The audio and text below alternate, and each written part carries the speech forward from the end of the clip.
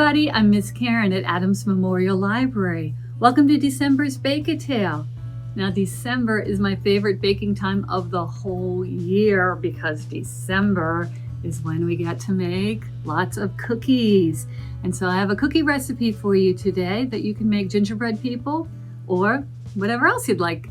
They're called soft ginger cutouts, so you can do gingerbread people like I did, or if you have a different cookie cutter, you can do that instead.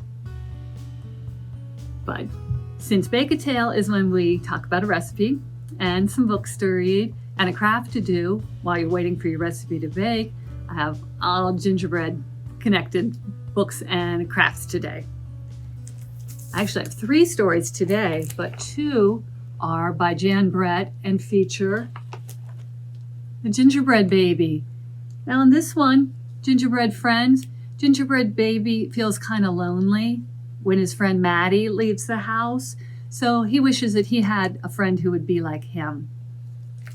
And in this one, Gingerbread Christmas, the gingerbread baby wishes he had a whole gingerbread band to take to the Christmas festival in town. And I am so lucky to have good friends because my good friends just gave me a Gingerbread Friends bag. So it's perfect timing. So I have a Gingerbread Friends bag to put my Gingerbread Friends books in. But I also have another book that I wanted to share with you this time. And this one is called A World of Cookies for Santa. Follows Santa's tasty trip around the world. And it's written by Emmy Furman and the illustrations are by Susan Gall. And in this story, it's exactly like it says. It features Santa's trip around the world. He starts in Christmas Island and then he continues all around the globe until he gets to Hawaii. And the story talks about what kind of sweet treat the people in each country leave for Santa. So it gave me some new ideas for recipes that I would like to try, and there are even some recipes included in the book.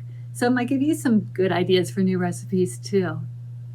But the recipe I have this time is actually one from my family. Like I said, they're called soft ginger cutouts, and I made gingerbread people with them. And you can see they get a little bit puffy when you bake them. This dough is really easy to work with, and you can keep rolling it over and over again. Some dough, it gets kind of fussy and you can't keep re-rolling, but this one you can. But since they're kind of puffy like this, I just decorate with red and green sugar sprinkles. So you can do that, or if you want to decorate them another way, you can feel free. You can decorate them however you would like. Now the recipe makes a lot of cookies. So I made it, and I have the recipe. I only made half as much, and it still made 13 big cookies. You see some are big, and it made, see the little ones? 75 little ones. So it'll make a lot of cookies for you, but that's okay because it'll give you a lot more cookies to share. So just like you always bake with an adult, always bake with an adult, for these crafts, you might need to work with an adult too, because these crafts require some serious engineering skills. And friends, if I had good engineering skills, I would not be a librarian. I would be working as an engineer. But I managed, and if I can do it, you'll be able to also.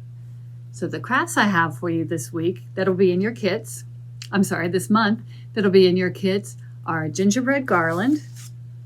That'll look like this.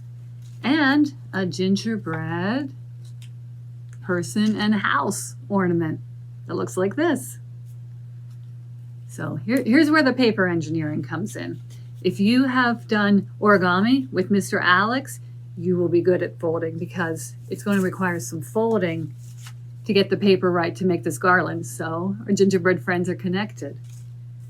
So in the kit, you will have a piece of brown construction paper, and it's 12 inches long. So you're going to need a ruler. What you're going to do is measure in 1 inch and mark that. And then measure 2.5 inches and another 2.5 inches and another 2.5 inches and another 2.5 inches. And then you should have 1 inch left. So you're going to measure 1 inch, 2.5, 2.5, 2.5, 2.5, and 1. You mark those places on the ruler with the ruler, mark it on the paper, and then You'll draw a line up and down in each of those spots, and then you'll need to fold it. We're going to accordion fold this, which means you go back and forth. So one fold goes this way, one fold goes the other way, and eventually it'll look like this. You're going to have those 1-inch pieces.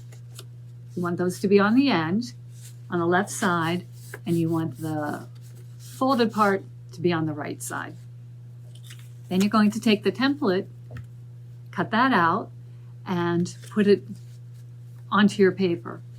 So this is also a little bit tricky, just because you have to be careful, otherwise your gingerbread friends won't stay connected.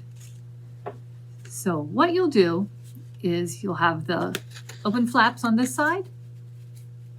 You put this on, so the template on, so the arm sticks out on this side, but on this side where the folds are, there's a little bitty line. You'll see it when you get your template. You want the line to be on this side against the folds. So a little bit, the hand here is going to stick out. You'll trace it with pencil, and you should be able to get 2 on a piece of paper like this, but we traced it in Sharpie so you'll be able to see. So one side ends with the fold and the other one has the hand on the extra side. You'll cut that out, and then when you're done, you'll get something like this.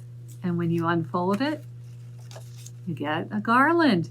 And then you can decorate it however you would like this. Decorated some with stripes, decorated some with buttons.